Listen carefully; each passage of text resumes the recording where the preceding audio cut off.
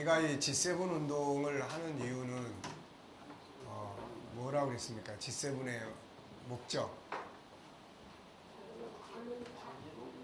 네, 이제 우리가 이제 중부능선을 넘어서서 가고 있는데 이 일을 우리가 왜 하는지에 대한 그거를 우리가 항상 잊지 말고 가는 것이 아주 중요합니다. 그 목적이 왜곡되면은 나중에 처음에는 그 목적을 이루기 위해서 가다가 나중에는 다른 게 목적이 되어버려요. 그래서 그런 부분들을 명확하게 잘 이해하기 위해서는 항상 이걸 우리가 왜 하는가에 대한 명확한 그런 목적의식이 있어야 돼요. 자, 이걸 하는 이유 첫째, 복음운동의 결론이다. 복음운동의 결론. 성경은 결국 복음과 삶을 다뤄요. 복음과 삶. 이 복음, 하나님의 나라 예수 그리스도, 이 복음을 가진 것이 이게 성경이고, 그 다음에는 항상 이 복음을 가진 자들의 삶을 이야기를 해요. 삶을. 뭐 십계명, 그 안에 하나님이 복음에 대한 내용이 들어있고 삶에 대한 계명들이 들어있어요. 그러니까 우리가 이 복음과 삶이라고 하는 거는 떨어질 수가 없는 거예요. 이게. 그래서 이 복음과 삶. 그런데 우리 KDM은 천국 복음, 이 십자가의 복음, 또 정체성 이런 부분들을 우리는 명확하게 잘 가지고 있습니다. 그렇다면 이제 그것을 가진 사람들의 현장이 도대체 뭐냐? 이게 현장이 강화될 때 바로 이제 복음이 우리가 말하는 복음이 빛을 발할 수 있는 거죠. 그래서 사도 바울이 하나님의 나라는 말에 있지 않고 능력에 있다. 우리가 보여줄 능력이 뭐냐는 거죠. 우리들이 생활 속에서 뭔가 보여줘야 되는데 보여줄 능력이 뭐냐는 거예요. 제가 전에도 말씀드렸지만은 그 방송에서 목사님은 천국운동을 하신다는데 그게 뭐 하는 운동이에요? 그거 어떻게 한번 좀 볼 수 있어요? 이렇게 이야기를 하는데 제가 아주 황당했었습니다. 그때. 뭐 결국 성경 공부시키는 것밖에는 보여줄 게 없고 뭐 선교하는 이거밖에 보여줄 게 없는데 그 사람들이 원하는 건 그걸 보고 싶어 하는 게 아니죠. 그거는 기본적으로 뭐 믿는 사람들이라면 다 하는 거고 삶의 현장, 그걸 가진 사람들이 살아가는 어떤 삶의 현장이 어떠냐를 보고 싶은 거예요, 이게. 그러니까 이제 그래서 그런 여러 가지 부분들 때문에 복음의 현장을 만들지 않으면 우리가 가진 복음이 사회에서 신뢰를 얻기 어렵다. 그래서 이제 바울이 하나님의 나라는 말에 있지 않고 능력에 있다. 예수님도 너희의 의가 서기관과 바리새인들보다 더 낫지 않으면은 천국에 들어갈 수 없다. 그러니까 현실을 얼마만큼 많이 예수님도 강조하셨는지 몰라요. 열매가 없으면은 그 나무는 가짜다. 열매로 그 나무를 안다. 주여 주여 하는 자마다 다 그 나라에 들어가는 거 아니다. 또 너희는 세상의 소금이고 세상의 빛이다. 소금. 필요한 사람이 되라는 거예요. 세상에. 또 너희의 선한 능력을 그들로 보게 해서 하늘에 계신 하나님께 영광을 돌리게 해라. 그러니까 선한 능력이에요. 선한 능력. 바울도 디모데후서 3장에서 구원에 이르는 지혜, 그 다음에 선한 능력을 행할 수 있는 사람으로 교육하기에 유익하다. 이게 항상 같이 가는데 우리는 이쪽을 굉장히 어떻게 보면은 그냥 믿음으로 성령의 인도 따라서 그냥 살아가도록 하는 쪽이지 구체적으로 이 교육과 훈련이 이게 약한 거예요. 그러다 보니까 오늘날의 우리 기독교가 땅바닥에 떨어지는 것은 신령한 쪽이 약해서가 떨어지는 게 아니에요. 그것 때문에 기독교가 사회 속에 떨어지는 게 아니라 사회 속에서 살아가는 것은 신령한 걸 말하는 게 아니고 삶의 현장에 이게 약한 거예요.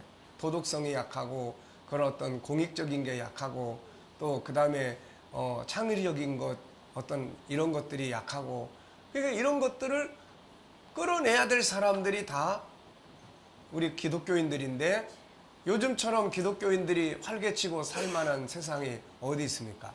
창의력을 요구하고 아이디어를 요구하고 윤리와 도덕을 요구하고 이런 것들이 바로 기독교인들이 빛을 발할 수 있는 시대예요, 이게.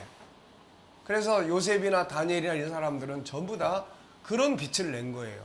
다니엘 흠을 찾으려고 해도 도저히 흠을 찾을 수 없는 이런 사람. 그리고 그 사람한테만 가면은 뭔가 그런 문제들, 난제들에 대한 해답을 얻을 수 있는. 그걸 느부갓네살이 그걸 인정하는 거예요. 네 속에는 신들의 영이 있으니까 여기에 대한 답을 너는 말할 수 있지 않냐. 그래 오는 거야 이게. 그러니까 그런 부분들을 우리 기독교인들만큼 잘 할 수 있는 사람들이 없어요. 그러니까 이런 사회적 리더십을 우리가 얼마만큼 교회에서 훈련을 시켜서 세상에 내보내서 크리스찬들이 각처 공동체에 머무는 곳에서 얼마만큼 사회적 리더십, 그거는 윤리와 도덕적, 인간관계, 그 다음에 창의력, 아이디어, 그리고 서로의 그런 공익적인, 결국 이런 거란 말이에요. 그럼 이런 것들이 다 어디에 있는 거예요? 우리 하나님의 성품 속에 다 있는 것들이라고 해요. 그러니까 이거를 나타내서 살아달라는 거예요. 이걸 나타내서 살아달라. 예? 이게 예수님이 말씀하신 빛이고 소금이고. 근데 그게 없는 거예요. 그게. 그러니까 결국 저건 자기들끼리만의 공동체고 저기 공동체 다니는 사람들 조심해.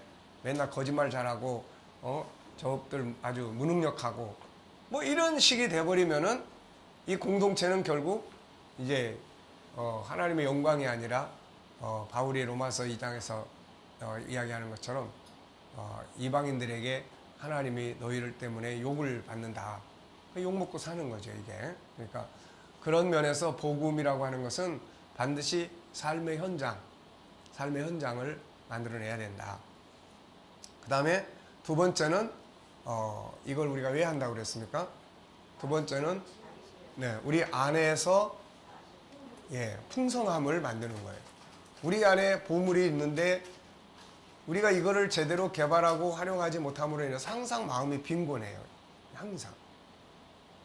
우리를 부유하게 하는 건 하나님의 은혜고 그 다음에 내 안에 있는 그 놀라운 보물들이 빛을 번쩍번쩍 발하게 되고 그러는데 이런 것들이 없기 때문에 자존감도 떨어지고 이제 세상적인 것들만 자꾸 생각해서 난 돈이 없어. 나는 뭐 배운 것도 없어. 난 학벌이 짧아.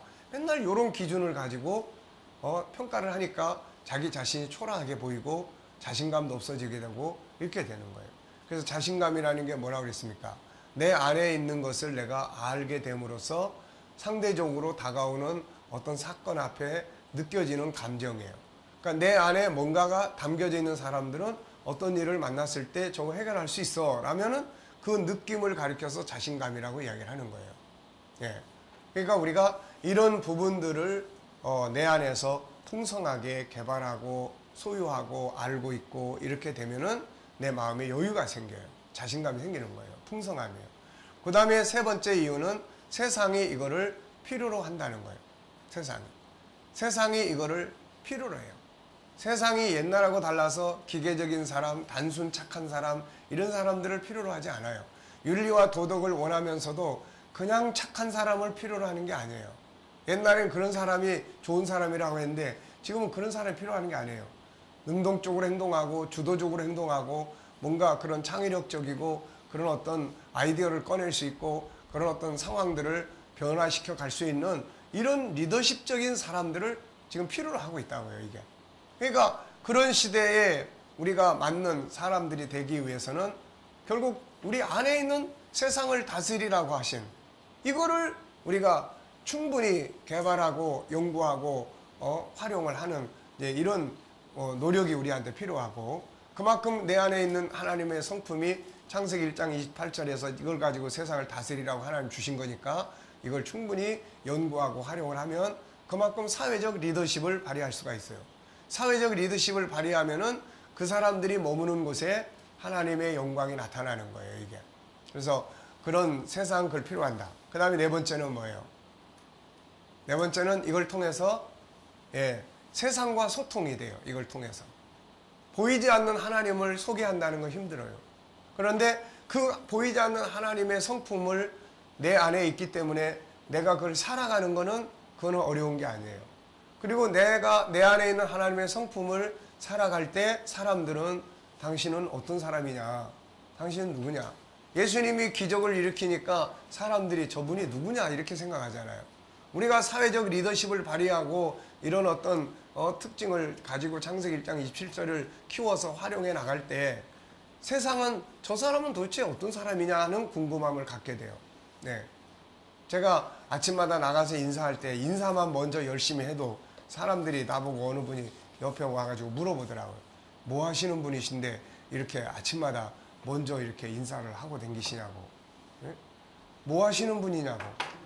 그러니까 사람들은 어떤 그런 부분들을 이렇게 우리가 뭐 탁월한 아이디어나 창의력을 개발하고 인간관계를 잘하고 또 뭐 하면은 주목을 하는 거예요. 저 사람 도대체 뭐 하는 사람인데? 저 사람 어떤 사람인데? 뭐 하는 사람이세요? 그래서 제가 교회 목사입니다. 그랬더니 어쩐지 그러시냐고. 자기는 교회 안수 집사라고. 그러니까는 예, 주목하는 거예요. 저 사람 도대체 어떤 사람인데? 네. 어디서 그런 교육을 받았어? 또 뭐 어떻게 그렇게 할 수 있어? 그때 이제 우리가 표현할 게 뭡니까? 우리 안에는 하나님의 형상이라는 게 있다. 당신 속에도 다 있고 나도 있고 다 있는데 이거를 훈련을 나는 받다 보니까 이렇게 나타나는 거고 당신도 이렇게 훈련하면은 당신 안에 있는 보물을 나타낼 수 있다. 당신이 지금 당신 속에 있는 게 뭔지도 모르고 살지 않냐. 당신 속에 있는 그런 놀라운 능력을 당신은 몇 %나 사용하고 있다고 생각하냐. 이러면 이제 그 사람을 이제 같이 G7 공부시킬 수 있는 이제 기회가 만들어지죠, 이제. 그래서 이렇게 세상과 소통할 수 있는 통로가 바로 복음 쪽이 아니고 삶의 쪽이에요, 이게. 그러니까 세상은 복음을 먼저 필요로 하는 게 아니고 복음을 먼저 필요로 하는 사람은 이제 세상 떠나는 사람들이에요. 이 사람들은 딴 걸 필요로 하는 게 아니에요.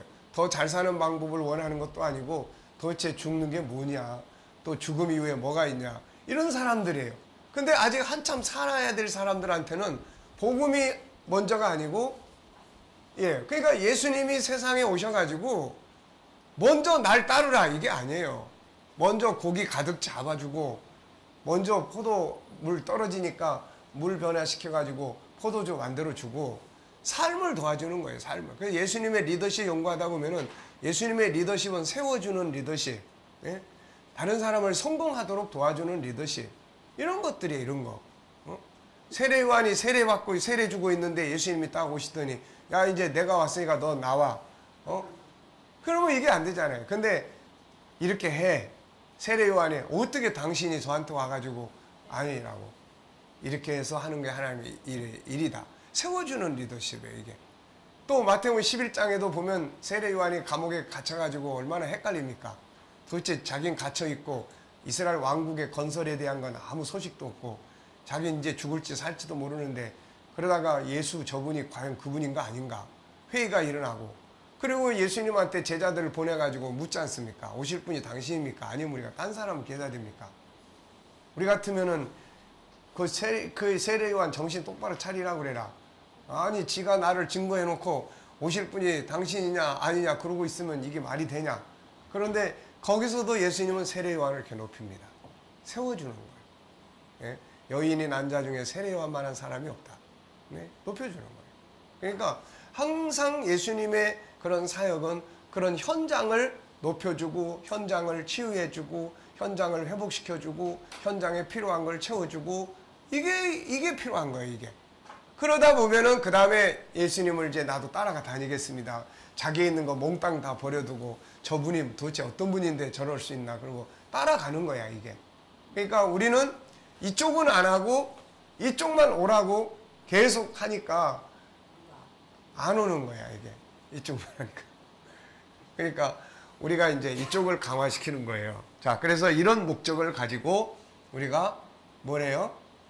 네, 이제 이 G7 운동을 하는 겁니다. 아시겠죠? 그래서 G7 운동은 철저하게 뭘 하는 거예요? G7 운동은 철저하게 우리 도표 그려줬죠. 우리 안에는 두 개의 나무가 있다. 창세기 1장 27절, 창세기 3장. 세상은 창세기 3장을 붙들고 씨름을 해요. 우리가 말썽 부리거나 속썩이거나 하는 사람들 보면 철저하게 우리는 항상 창세기 3장의 관점에서 그걸 해결하려고 한다고요. 너 이거 뜯어 고쳐. 너 이렇게 살면 안 돼. 너 그렇게 살아가지고 어떻게 할 거야. 너 그따위로 하려면 그만둬. 항상 이쪽을 보고 씨름을 하는 거예요. 근데 우리는 지금 G7은 철저하게 이쪽하고 씨름하는 운동이 아니에요. 이쪽하고. 우리는 뭐 하는 운동이에요? 창세기 1장 27절 이쪽을 키우는 운동이에요. 이걸 키우는 운동이지 창세기 3장 이거를 어떻게 해보자는 무슨 재생운동이 아니에요. 이거. 예? 그러니까 아무리 그쪽은 창세기 3장을 붙들고 가서 밤새도록 회개하고 내려와도 그 다음에 내려오면은 안 바뀐다는 거예요. 이게. 왜 안 바뀝니까? 이쪽이 안 커가지고 뭘 해야 될지 모르고 어떻게 해야 될지 모르고 구체성이 없고 그러니 어떻게 이게 행동으로 옮겨져요? 이게 안 되는 거예요. 그래서 우리는 이 G7은 창세기 1장 27절을 키우는 거고 사람을 볼 때도 이쪽을 무조건 보는 훈련을 하는 거고 이쪽 보는 게 아니에요. 못된 짓 하는 거 보는 게 아니라 이쪽에 있는 가능성을 보는 거고 이걸 우리는 봐야 되는 거예요. 그러니까 예수님도 귀신 들려서 버린 사람들도 가서 그 쓸모없는 사람들 피해만 주는 사람들도 세상 사람들은 이쪽을 보는 거예요. 창세기 3장에. 그러니까 그 사람들 옆에 있으면 아주 피곤해 귀찮아. 근데 예수님은 이쪽을 보는 거예요. 이쪽을 보면은 그들 속에도 하나님의 형상이 있기 때문에 그걸 가서 살려내서 뜯어 고쳐가지고 이 장애 요인만 제거를 해주니까 이제 제대로 이게 나오는 거예요. 이게. 그래서 창세기 1장 27절을 키우는 작업을 하는 게 G7 운동의 핵심이다. 아시겠죠? 그러니까 이걸 공부를 계속 하는 분들이 가가지고는 또 사는 건 계속 창세기 3장에 안경을 쓰고서는 또 사람을 보고 또 환경을 보고 맨날 그러고 살면은 안 된다는 거예요, 이거. 네. 자, 그래서 창세기 1장 27절을 키우기 위해서는 뭐가 필요했어요? 세 가지가, 네 단계가 필요했었어요. 첫 번째 단계는 나무가, 창세기 1장 27절의 나무가 작고 창세기 3장의 나무가 크고, 그러니까 창세기 3장의 죄성이 훨씬 더 강화되어 있는 거예요. 우리 삶이. 자, 그 다음에 두 번째 나무는 똑같아, 이제. 창세기 1장 27절이 커가지고 똑같아. 이게 커서 똑같으니까 이제 선택할 수가 있어요. 그렇지만은 똑같지만은 이게 세 번째네. 세 번째. 두 번째는 역시 똑같은데 인식을 하는 단계야. 이게 나가는구나. 이게 나가야 되는데. 그렇지만은 그렇게 인식을 해도 항상 창세기 3장이 먼저 나가요. 왜? 그게 더 커져 있기 때문에. 그렇지만은 중요한 거는 첫 번째와 두 번째 그림의 차이점은 인식을 한다는 거예요. 인식. 그 다음에 세 번째는 이제 창세기 1장 27절이 좀 커가지고 똑같이 나무가 양쪽이 비슷해. 그래서 양쪽이 비슷해가지고 이제 선택을 할 수가 있는 거예요. 자, 그 다음에 이제 마지막 나무는 창세기 1장 27절이 더 커. 3장이 더 작아. 이게 뭐예요, 이제? 예, 그게 이제 창세기 1장 27절이 비로소 자기 삶을 이끌어가는 그런 상태가 되는 거예요, 이게 창세기 1장 27절, 28절의 이야기예요. 그러면은 창세기 1장 28절은 다스리는데 뭐가 다스려요? 27절이 다스려. 27절은 뭐예요? 하나님의 형상이 다스리는 거예요. 그러면은 열매가 와. 창세기 1장 29절이 이루어지고 31절이 하나님 보시기에 좋은 세상이 돼. 그게 에덴 동산이란 말이죠, 이게. 자, 그러니까 우리가 그런 어떤 방향을 갖고 이 훈련을 하는 거예요. 그러면 창세기 1장 27절을 키우는 방법이 뭐예요? 이게 크려면은 세 가지가 커야 된다고 그랬어요. 세 가지가 커야 돼. 첫째는 지식적인 게 커야 돼. 이렇게 알아야 돼. 모르면 안 되는 거예요. 우리가 뭐 예를 들면 창의력을 꺼내고 싶어도 모르면 못 하는 거예요. 이거 지식적인. 그 다음에 두 번째는 이제 생각이 커져야 돼요. 생각이. 고린도서 13장에서 말하는 것이 어린아이 같고 생각하는 것이 어린아이 같고 이렇게 되면 안 되고 커야 되는 거야, 이게. 그래서 생각 속에 크려면은 우리들이 공부한 지식, 알고 있는 지식이 생각 속에서 자꾸 떠오르고 이게 커져야 돼. 이걸 하려니까 뭐가 필요한 거야, 이제? 암송해야 되고 묵상하고. 그러면 되는 거야, 이게. 그러면 우리가 이 책을 들고 다녀도 예를 들어서 내 생각을 키우려면은 이 속에 있는 성경 구절들을 많이 암송을 해야 돼요. 외워야만 이게 내 속에서 자꾸 작동을 하는 거지. 이 책 속에 아무리 많은 이야기가 있어봐야 그게 나하고 아무 상관이 없어요, 이거. 그러니까 이 책 속에 있는 말씀은 이게 나하고 상관이 없고 이 속에 있는 말씀이 내 안에 들어올 때, 내 마음 속에 들어와서 이게 계속 작동이 될 때 비로소 이 말씀이 나의 삶을 통치할 수가 있어요, 이게. 왜냐하면 뇌가 그거를 이제 이끌어주기 때문에 행동은 자연히 그 다음에 따라오는 거예요, 이게. 그러니까 그런 원리를 우리가 잘 이해를 하고 생각을 키워야 돼요. 그 다음에 세 번째는 첫째, 두 번째가 되면 나머지 행동은 자연히 따라오게 돼 있어요. 행동이 먼저가 아니에요, 이게. 그래서 이런 부분들을 우리들 잘 기억하시면 되고, 이거 벌써 누가 지워버리네. 네. 자, 그래서 이렇게 뺑 둘레 해가지고 5가지 성품, 네? 유일성, 인격성, 그 다음에 거룩성, 사랑성, 영원성. 요 5개가 이렇게 뺑 둘러 있고, 그렇다면은 요거를 이제 실제로 행동하도록 만들어주는 시스템, 엔진과 같은 게 가운데에 있어요. 그게 뭐예요? 예, 그게 코칭이라고 해요, 이게. 그게 코칭이에요. 그러니까 그냥 엄마가 이런 훈련을 잘 받은 사람은 애한테 그냥 이래라 저래라 안 해요. 이야기를 나눠서 아이의 이야기 경청하고, 그 다음에 지가 선택하게 해서 뭐 공부를 하든 뭘 하든 네가 어떻게 하고 싶은데 몇 시까지 놀고 몇 시부터 하고 싶다. 그래, 그러면은 그렇게 할 수 있도록. 그러면 그거를 어떻게 엄마가 확인해 줄까? 아니면 네가 그걸 체크해서 확인할 수 있는 방법이 있어? 이러면 되는 거예요, 이게. 이러면. 그러면 아이도 책임감 있게 커갈 수 있는, 그리고 지가 선택해서 하기 때문에 거기에 대한 책임감도 느끼게 되고 그러는 거예요. 근데 지금까지는 항상 부모가 다 지시하고 명령을 하니까 아이는 그게 듣기 싫은 거고, 아이는 자기 하고 싶은 게 있는데 때로는 그게 막 장애를 받으니까 그게 막 화가 나는 거고, 그 다음에 부모가 자기를 피해 다니려고 하는 거고, 이런 관계가 되는 거예요, 이게. 그러니까 이제 지금 그래서 이걸 다루다 보니까 코칭 가정, 코칭하는 가정. 그래서 이런 책을 이걸 하나 정리를 해야 되겠다 해서 지금 이제 순서 목차는 다 정해놓고 그 작업을 좀 해야 될 것 같아요. 그래가지고 가정에서 가족 코칭하는 가정을 만들어야 되겠다, 이거. 그래서 나이 든 분들은 쉽지가 않지만은 젊은 사람들은 할 수가 있어요. 그리고 아이들이 이제 막 크기 때문에 가정을 그런 코칭 가정으로 만들면은 문제가 있다. 그러면 막 야단치고 했던 이런 것들을 아이가 스스로 문제를 인식하게 하고, 그래서 아이가 그 문제를 개선해 갈 수 있도록 부모는 뭐 하면 되는 거예요, 이제? 도와주는 역할을 하면 되는 거야.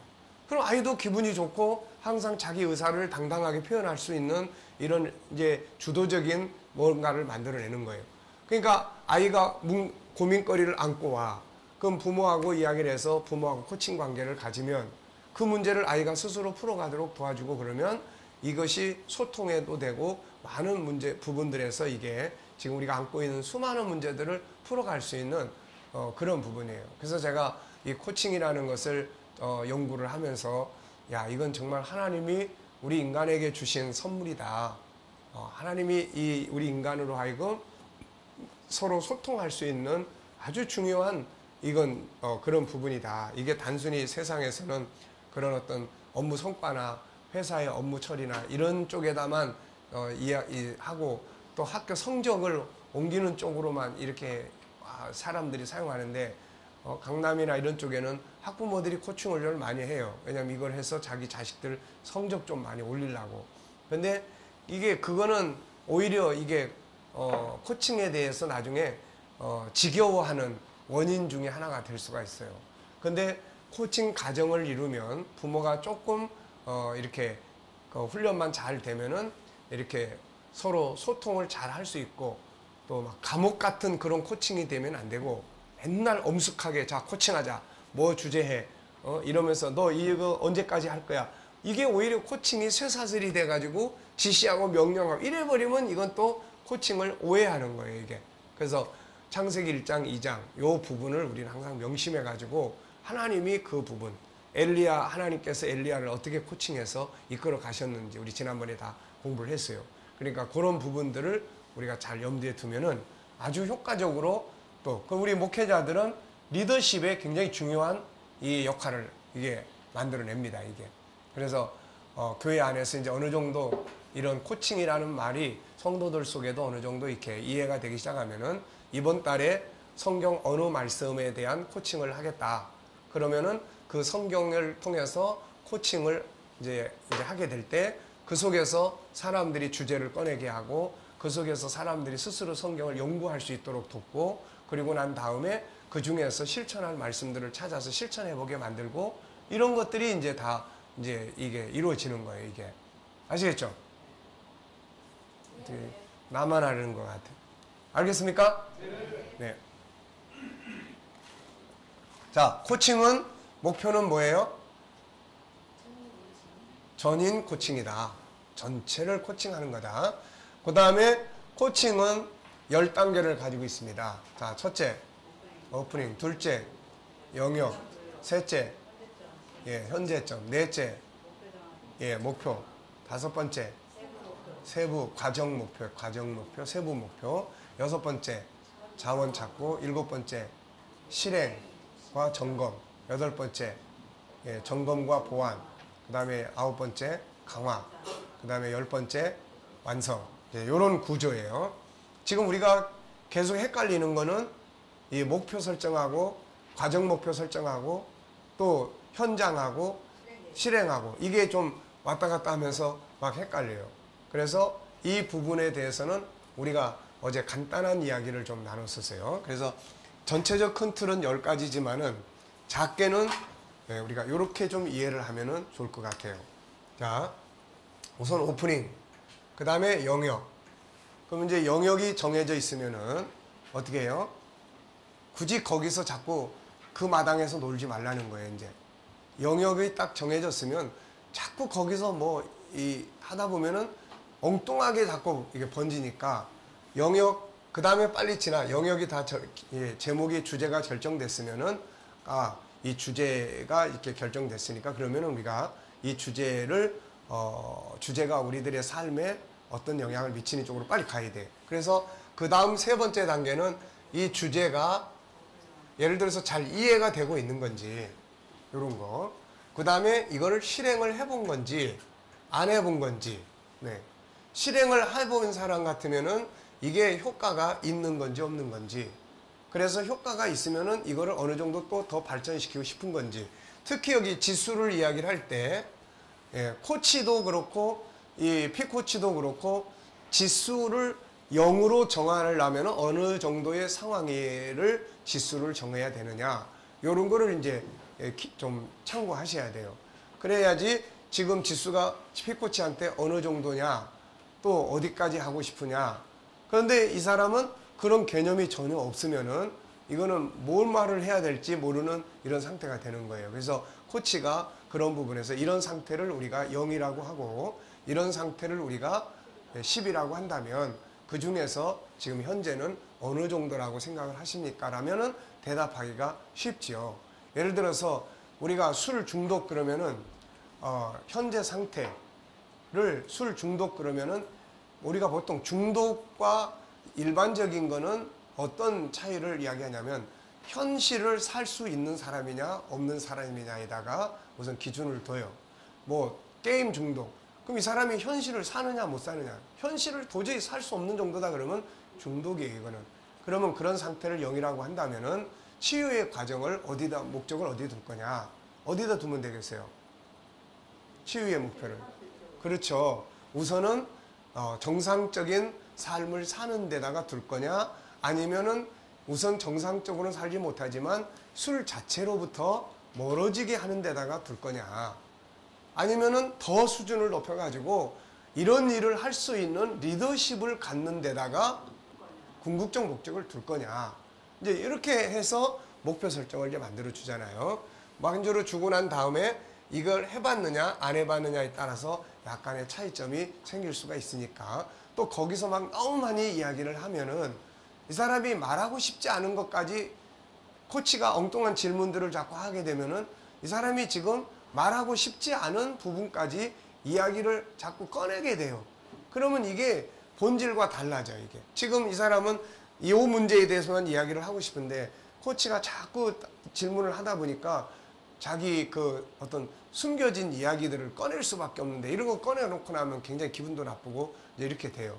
그러니까 주제에 맞는 부분만 갈 수 있도록 하는 게 필요해요. 자, 그 다음에 이제 이렇게 한 다음에는 당연히 이제 뭐가 나와야 돼요, 이제 목표. 네, 그러면 우리가 이런 상태에서 어느 정도의 목표를 정하면 좋겠습니까? 소통에도 마찬가지예요. 소통도 지금 도저히 둘이 벌써 대화를 안 하고 산다. 대화를 안 하고 사는데, 그러면 대화를 안 하고 사는 여기가 0이다. 그러면은 대화를 어느 정도 안 하는지, 뭐 한 달 내내 안 하고 산다. 뭐 아니면 속상할 때만 안 하고 산다. 그러면 이제 그런 부분들을 잡고, 그러면 목표를 어디로 정하면 좋겠습니까? 그저 우선은 뭐 막 서로 사랑하고 막 여기까지는 못 가더라도 그저 서로 소통이 좀 되면 좋겠다. 상대방이 하는 말 내가 들을 줄 알고, 내가 또 하는 말 상대방이 좀 들어줄 줄 알고, 이런 정도만 돼도 살겠다. 그럼 우선 거기다가 목표를 두는데, 그러면 그것도 분류를 해서 제목이 여러 개 나올 수 있잖아요. 그러면 소통, 그러면 듣는 거, 말하는 거, 관계, 이런 것들이 있으니까, 그러면 듣는 쪽에다가 이번 코칭을 우선 진행을 하자. 그럼 경청이라고 하는 걸 중심으로 이제 간다든지, 이렇게 해서 단순화 시켜 가야 돼요. 그 다음에 이제 목적이 정해지면 그 다음에 뭐가 세워져요? 이제 과정. 여기서 좀 많이들 헷갈리시는 것 같아요. 그러니까 이 과정이라는 것은 이 목적을 이루기 위해서 어떤 단계를 밟을 거냐, 이런 이야기예요. 어떤 단계를 밟을 거냐. 자, 예를 들어서 술 중독을 하는 사람이 이제 그래도 상담을 하러 와서 코칭을 받겠다고 해요. 그러면 이제 이런 사람하고 상담하면서 과정이 우선 뭐가, 어느 것이 지금 1단계가 되면 좋겠어요? 어느 것이? 제가 생각할 때는 우선 코치하고 정기적 만남을 갖는 것이 우선 1단계가 되는 게 필요해요. 뭐 술을 먹게 하고 못 먹게 하고 이런 게 아니라 1단계는 우선 자꾸 만나야지 뭐 되니까 만나야 되는 것이. 그 다음에 두 번째 단계는 분석하는 단계를 가져보자. 왜 이렇게 술을 마시게 됐는지, 처음부터 그랬는지, 그 다음에 언제부터 이렇게 된 건지, 이걸 분석을 일단 좀 해보자. 그 다음 분석 단계. 그 다음에는 이제 분석을 했으면은 어떻게 해요? 이제 뭔가 이제 답을 찾아가야 되잖아요. 그럼 답을 찾아가려면은 그동안에 이 사람이 여기서 벗어나고 싶은 어떤 갈망의 어떤 정도가 어느 정도인지, 그 다음에 또 그동안 이걸 벗어나기 위해서 사용해본 이런 것들이 있는지, 이런 걸 찾아보고, 있으면은 또 그 방법을 뭐 다시 사용해야 되고, 없으면은 그 다음에 이제 이 사람으로 하여금 이제 술을 멀리 할 수 있는 어떤 단계를 같이 의논해 정한다든지, 도저히 코치 자체가 이거는 하기가 어려운 문제 같으면 또 전문 기관들을 우리가 찾아가지고 연결을 좀 해줘 본다든지, 요런 이제 단계를 정해야 돼요. 과정 단계. 네. 만약에 우리가 지식적인 거라면 먼저 만나서 공부하는 요 쪽을 1단계로 하고, 그 다음에는 그거 중에서 중요한 거 암송하는 단계를 갖고, 그 다음에는 묵상하는 훈련을 하는 단계로 가고, 그 다음에 그걸 실천하는 단계로 가고, 요렇게 이제 과정을 우리가 이제 정리를 하는 거예요. 이게 학습 코칭 같으면은 아이들이 그 학습에 대해서 1단계는 학습을 왜 필요로 하는지에 대해서 기본적 심리 조성을 하는 것이 1단계예요. 일단은. 그래서 제가 제일 많이 이야기해 주는 것이, 아이들하고 학습 문제를 다룰 때는 제일 먼저 이야기 많이 해주는 것이 아이들의 정체성이에요. 하나님이 너를 세상에 보낼 때 이 세상의 주인이 누군지 알아? 여기서부터 시작을 해요. 이 세상의 주인이 누군지 알아? 누군데요? 하나님? 바로 너야. 네가 이 세상의 주인이야. 그러면서 하나님이 창세기 1장 27절 28절을 이야기해서 이 세상을 우리한테 다 주셨다? 그러면은 우리에게는 세상을 다스리는 거야. 어때? 너 세상의 주인이 되고 싶어? 종이 되고 싶어? 그럼 다 주인이 되고 싶다고 그러죠. 그러면 주인이 할 일은 뭐지? 뭐예요? 주인으로 일을 하려면은 알아야 돼요. 내가 나무를 다스리는 사람이 되려면 나무에 대해서 알아야 되고, 또 내가 건물을, 만약에 너를 위해서 누가 빌딩을 하나 지어준다면은 너는 건물을, 너를 위한 10층짜리 빌딩을 지으려면은 거기에 뭐가 필요하겠어? 어떤 게 필요하겠어?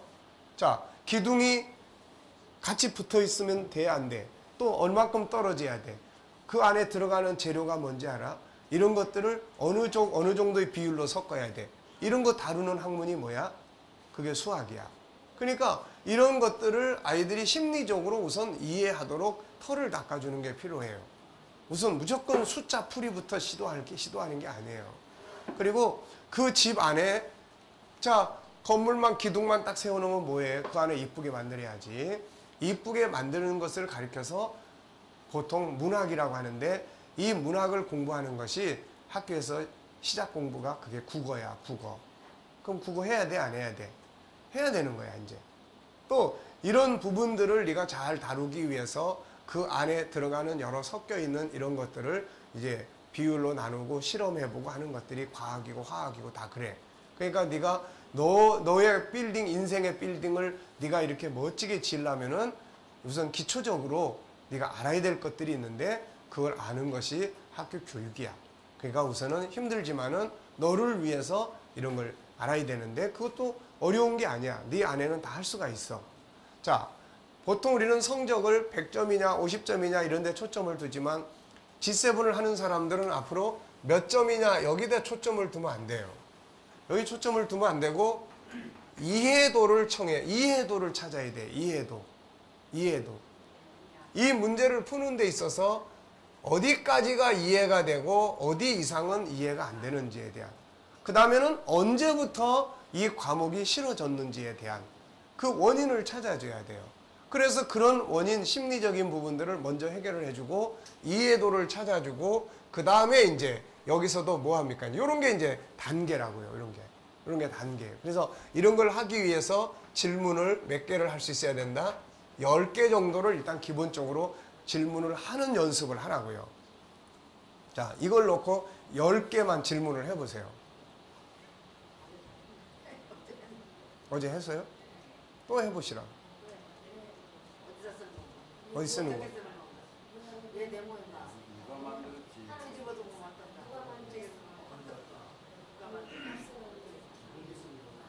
자, 지금 이제 여러분들이 하는 질문을 이렇게 쭉 적어놓고 보면은 다 보편적 질문이에요. 이걸 가지고 새로운 변화를 줄 수 있는 질문이 없다고요, 이게. 그러니까 그런 질문을 해야만 질문하는 의미가 있어요. 그리고 학습 코칭을 도와줄 수가 있어요. 뻔한 질문을 해버리면은 왜 공부를 못하게 됐어? 왜 싫어해? 이거 안 하면 어떻게 되는지 알아? 뭐 나중에 너 이거 안 해가지고 너 노숙자들이 왜 노숙자 된 줄 알아? 뭐 이런 질문을 하면은 얘 이제 굉장히 이거는 뭐 하는 질문들이냐면은 얘를 압박하는 질문이에요, 이게. 얘가 이걸 풀어가고 싶은 이런 질문들이 아니라고요, 이게. 그러니까 예를 들어서 이제 그 수학 코칭을 제가 해주면서 그 아이한테 물어봤던 것은 그래 그러면은 그 수학을 네가 이렇게 됐는데 네 생각에는 어때? 왜 점수가 떨어졌다고 생각을 해? 그러니까 얘 대답이 뭐냐면 관심이 좀 없었던 것 같아요. 예. 그 다음에 그러면은 이제 그 관심이 혹시 뭔지 아니? 관심이라는 단어가 나오면은 용어가 필요해요. 용어 이해가 필요해요. 그래서 마음으로 연결이 안 되는 거예요. 이게 관심이라는 건 마음에 연결을 하는 겁니다. 이게. 그러니까 그런 집중력인데, 그리고 그 다음에는 그러면 그 시험 중에서 점수를 제일 많이 깎아먹은 게 어느 분야였어? 네. 그랬더니 어떤 부분은 쉽게 이해가 돼서 해결하고 어떤 부분은 이해가 안 된 거예요. 그러니까 그 부분은 뭐 도형이라든지 또 지가 이야기를 해요. 그래. 도씨가 점수를 깎아먹었구나. 거의 도둑놈이네. 네 점수를 훔쳐간 도둑놈이야. 그러면은 이대로 그냥 가면 좋을 것 같아. 내비두면 좋을 것 같아. 이걸 해결하고 싶어. 이 질문. 해결하고 싶은 거예요. 그러면은 네가 여기서 이 도형을 앞에다 놓고 이해하는 분야는 어디까지고 이해 안 되는 부분은 어디까지인지 체크할 수 있어? 네. 이해되는 건 여기까지고 이해 안 되는 여기까지고. 그 다음에는 이제 자, 그러면 이제 뭐가 필요해요? 이제 여기서 보면은 뭐가 필요합니까? 이제 자원이에요. 이걸 도와줄 수 있는 이 이해가 안 되는 부분을 도와줄 수 있는 자원, 도와줄 수 있는 분이 누가 도와주면 좋을까? 도움을 받는 방법은 많아요. 인터넷을 통해서도 볼 수 있고 또 뭐 선배들을 통해서 재능 기부를 받아가지고 대학생들이나 선배를 통해서 그 분야에 좀 코치를 받을 수도 있고 그 다음에 학교 선생님 도울 수 있고 얘는 선생님이 도와줄 수 있을 것 같아요. 그래? 그러면 선생님이 네가 이런 질문을 하면 귀찮아할 것 같으니 또 좋다고 생각할 것 같으니 좋아하실 것 같아요. 그러니까 진행될 수 있는 질문이 필요하다는 거예요. 진행될 수 있는. 그래서 그런 부분들을 우리들이 자꾸 연습을 하고 질문의 폭을 더 넓혀야 돼요. 우리가 어떤 질문을 하면 그냥 멈춰 있지 않고 앞으로 발전할 수 있도록 도와줄 수 있을까? 예, 이런 부분들이에요. 자, 그래서 이제 이 과정을, 그러니까 이 과정을 잘 이해하시겠죠? 과정. 요거는 매일매일 뭘 할 거냐 이게 아니에요. 어떤 거부터 시작을 해야 이 문제를 다뤄갈 수 있을 것인지에 대해서 정리를 하는 거예요, 이게.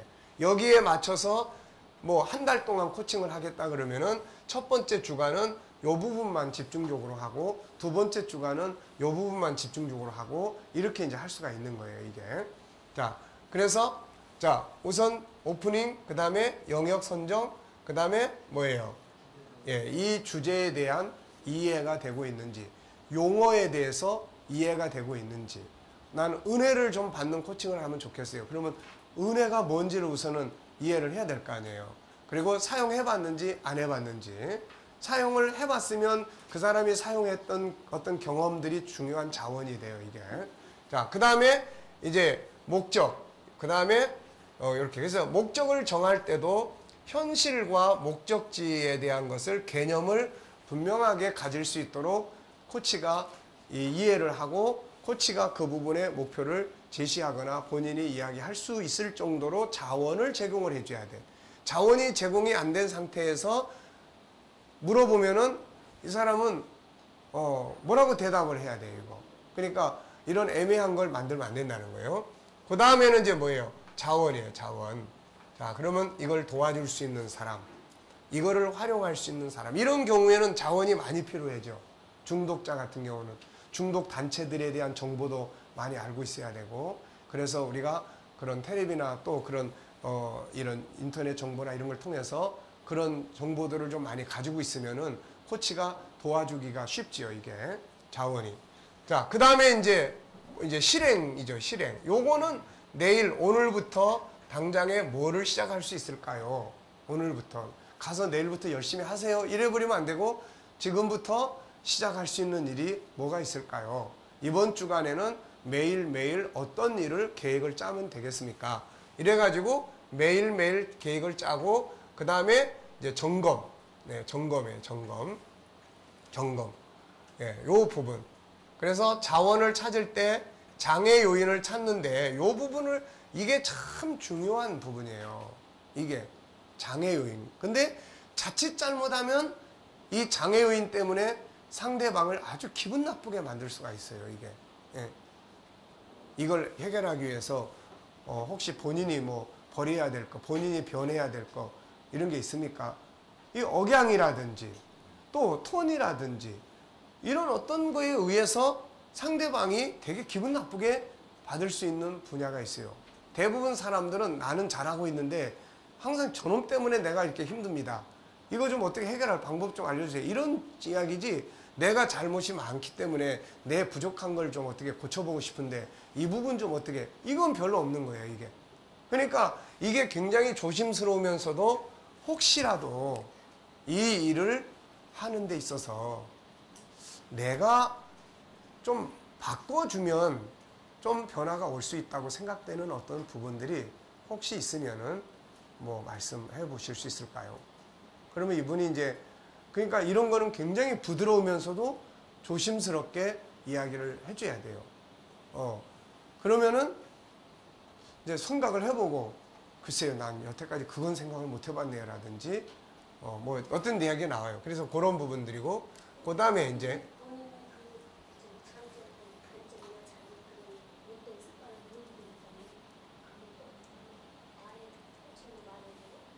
코치가 지적하는 게 아니고 그런 걸 본인이 생각해 볼 수 있는 기회를 줘보자는 거예요, 이게. 그렇죠. 근데 사람은 누구나 다, 내가 지금 누구한테 코치를 받고 있는데 그 코치가 나보고 혹시 목사님이 바꿔야 될 일은 없습니까? 이렇게 물어보면은 기분이 좋습니까, 나쁩니까?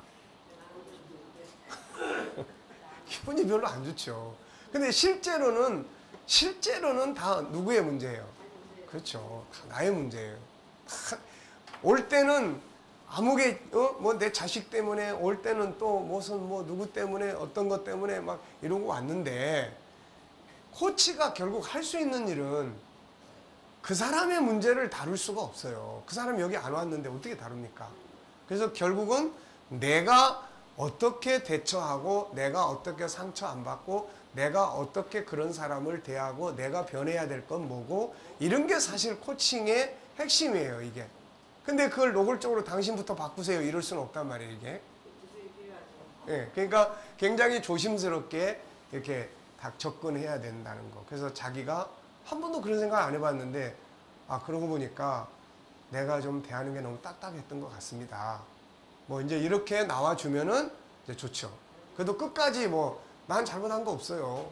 뭐 다 그냥 그놈 때문에 벌어진 일이지. 그러면은 이제 뭐 그건 그냥 통과해야 돼. 자기가 아니라는데 자꾸 뭐 붙들고 씨름해봐야 뭐. 그래서 그런 경우에 이제 갈 수 있는 방법들. 상대방이 막 저럴 때 우선 자기 상처가 생기니까 자기 방어 능력을 어떻게 키울 건지 또 상대방을 이제 좋게 봐야 되니까 장점을 어떻게 찾아보고 좋은 점을 찾아보고 어제도 이야기했지만 그럼 그런 사람하고 같이 있어야 될 이유가 있나요? 그렇게 마음에 안 들고 힘들어하면 그냥 피하고 헤어지면 될 텐데 왜 꼭 그렇게 같이 계셔야 될 이유가 뭐 있습니까? 아, 그래도 그거 뭐 그 사람이 사장인데 내가 어떻게 뭐 피할 수 있겠습니까? 아, 그런 관계시군요. 그러면은 이건 뭐 피할 수 없는 거야. 그럼 피할 수 없으면은 이제 방법은 이거예요. 내가 상처받지 않게 내 자아를 키우는 거고 하나는 그 사람의 좋은 점을 찾고 필요한 점을 찾아서 그걸 누그러뜨리는 거고 그 다음에 더 성숙시키면 내가 그 사람이 잘 못하는 부분을 내가 담당해주는 이런 정도로 커버리면은 이제 해결이 될 수가 있어요. 네. 자, 그래서 여기까지가 이제 이런 부분이에요. 여기 오프닝, 그 다음에 주제를 이해하고 있느냐, 실행해봤느냐, 못해봤느냐, 그 다음에 해봤으면은 안 해봤으면은 그것이 본인의 삶에 마이너스가 되고 있냐, 플러스가 되고 있냐. 그러면 이거를 어떻게 하고 싶으냐, 더 발전시키고 싶으냐, 이거를 안 해본 거를 해보고 싶으냐. 그래서 목적을 세우고 그러면 이제 이걸 이루기 위해서 이 과정에 대한 순서들을 쭉 짜서 이게 이제 쫙 분류가 되면 아, 이거는 1주간 정도 코칭해도 될지, 이건 한 달에 코칭이 필요할지, 이런 것들이 여기서 구성이 될 수 있죠. 그 다음에 이제 자원을 찾고, 그 다음에 이제 오늘부터 그러면은 이번 주에는 이거부터 시작을 해보면 어떨까요? 항상 코치는 절대로 지시, 명령, 이건 절대 안 된다. 네, 그래서 항상 why나 이런 거 쓰면 안 돼요. 명령사 쓰면 안 되고 항상 how. 네. 그 다음에 what. 요게 필요해요. 예. 어떻게 생각하십니까? 무엇을 도와드리면 해보실 수 있겠습니까? 항상 이제 요게 이제 코치가 사용해야 될 어법이에요, 이게. 네. 자, 그래서 요런 부분만 주의하면 되고, 그렇게 되면은 하나, 둘, 셋, 넷, 다섯, 6개가, 7개가 핵심이고 나머지는 이제 점검하고 강화시키고 하는 거니까 요것만 이제 익숙하게 해서 대화를 이렇게 나눠보면은 뭐 꼭 코칭합시다 이게 아니더라도 뭐 상담이 됐든 대화가 됐든 원하는 게 됐든 고민하는 게 됐든 이야기 들어보면 지금 뭐 성도들이 아, 목사님 오늘 좀 상담 좀 하고 싶어요. 그죠? 그러면 만나면은 뭐 무슨 일이신데요? 뭐 꼭 그런 사람 앞에다 놓고 이 좋은 일 3가지만 이야기 이런 거 안 해도 돼요. 그런 거 안 해도 되고 이야기하고 싶은 게 뭐 어떤 내용이세요? 그러면 이제 그래가지고 주제를 꺼내 놓으면은 그 주제에 대해서 이제 저런 형태를 가지고 이야기를 나누면 돼요. 아, 그러면 이 문제가 이것 때문에 굉장히 많이 힘드신데 이게 지금 삶에 어떤 영향을 많이 미치고 있죠? 그러면 이제 그런 것들 이제 이야기하겠죠. 그리고 나면은 그러면은 방법을 좀 찾아보자고. 그냥 상담하러 온 사람은 상담 차원에서 이야기를 하면서도 본인은 이 코칭의 원리를 염두에 두면은 진행하기가 굉장히 좀 수월해진다. 그런 이야기예요. 자, 아시겠죠? 자, 그러면 10분간 휴식을 하겠습니다.